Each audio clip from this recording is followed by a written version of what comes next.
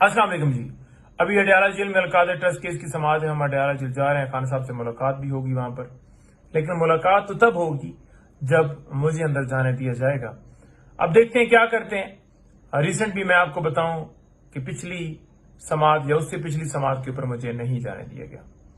क्या कहा गया कि आप जाकर पॉलिटिकल बात करते हैं, फिर वो खान साहब का सेम मौकफ आप आकर बाय प्रेस कॉन्फ्रेंस करते हैं, मीडिया को बताते हैं, लिहाजा आपके जाने के ऊपर पाबंदी है। अगर आपने जाना है खान साहब से सियासी बात नहीं करनी, आकर मीडिया पर बात नहीं करनी, तो फिर हम आपको अलाउ करते हैं।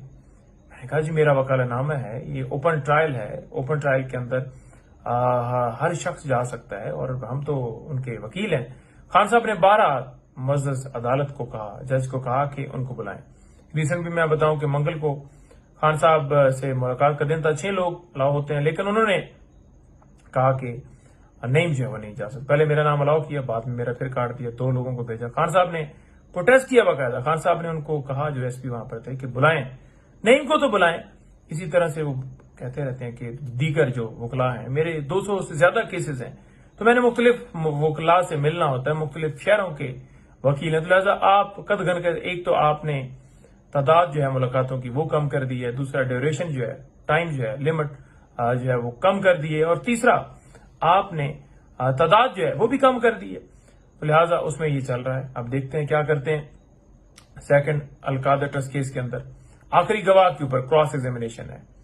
आखिरी गवाह जो है ये नैब की तरफ से है। इसके बाद हमारे गवाह की लिस्ट दी जाएगी और उसके बाद फाइनल आर्गूमेंट्स और फिर फैसला।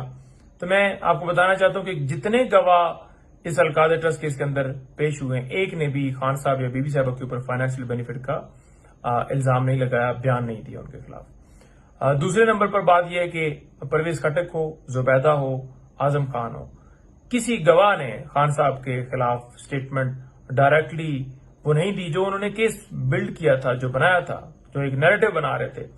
कोई कहता है जी कि मैंने गुड जो है वो विल के अंदर ये साइन कर दिए, कोई कहता है कि मैं मीटिंग के अंदर नहीं बैठा था, वो जो काबीना का इजलास था, कोई कहता है कि जनाब जो है वो उसने आकर हमसे बात की, यानी कि खान साहब का नाम ही नहीं लिया। तो जितने गवाह पेश हुए वो इसी तरह से खान साहब के ऊपर जो इल्जाम लगाया गया था उस हवाले से किसी ने भी गवाही नहीं दी, क्योंकि सच जो है वो कभी छुपता नहीं है और इसी वजह से सच जो है वो सामने आता है। तो लिहाजा मैं आपको बताना चाहूं कि ये केस झूठा था। इंशाल्लाह कप्तान हमारा, अब देखते हैं अदालत क्या फैसला देती है। आपको पता है लिखे लिखाए फैसले आते हैं, डेफिनेटली सजा के बारे में ही फैसला उनको भिजवाया जाएगा कि आप जाकर सजा सुना दें। लेकिन केस के अंदर कोई जान नहीं है। पैसे मलक रियाज के थे जो सुप्रीम कोर्ट के अकाउंट में आए और सुप्रीम कोर्ट से हुकूमत पाकिस्तान को चले गए। अलकादर जो ट्रस्ट बनाया गया था वो एक गुडविल के अंदर, खान साहब आपको पता है कि उन्होंने शौकत खानम बनाया, उन्होंने नवल यूनिवर्सिटी में, दीगर उन्होंने इतने अपनी जिंदगी के अंदर काम किए, अच्छे काम किए, तो वो जो है मजहब के हवाले से बहुत ज्यादा कंसर्न रहते हैं और वो इस्लामी तालीमात जो है वहां पर जो बच्चे हैं वो हासिल करते हैं। तो इस बात की भी तकलीफ है कि ये क्यों बना। उसमें वो मालिक नहीं, वो ट्रस्टी है खान साहब और बीबी साहब। वो एग्रीमेंट तो देखें, उसके अंदर कहीं पर जिक्र नहीं है कि ये नाम इनके नाम के ऊपर जायदाद है या ये बेच सकते हैं, बल्कि वो अगर अलकादर जो ट्रस्ट है वो जो जिस मकसद के लिए बनाया गया, अगर वो खत्म होता है तो फिर भी ये किसी और ट्रस्ट को जाएगी। इस तरह का एग्रीमेंट है। झूठे केसेस हैं, कोई जान नहीं है। इंशाअल्लाह ताला कप्तान हमारा सुरखरू होगा और अभी जो आज के केसेस उनकी यही तफसीलात है। बहुत शुक्रिया।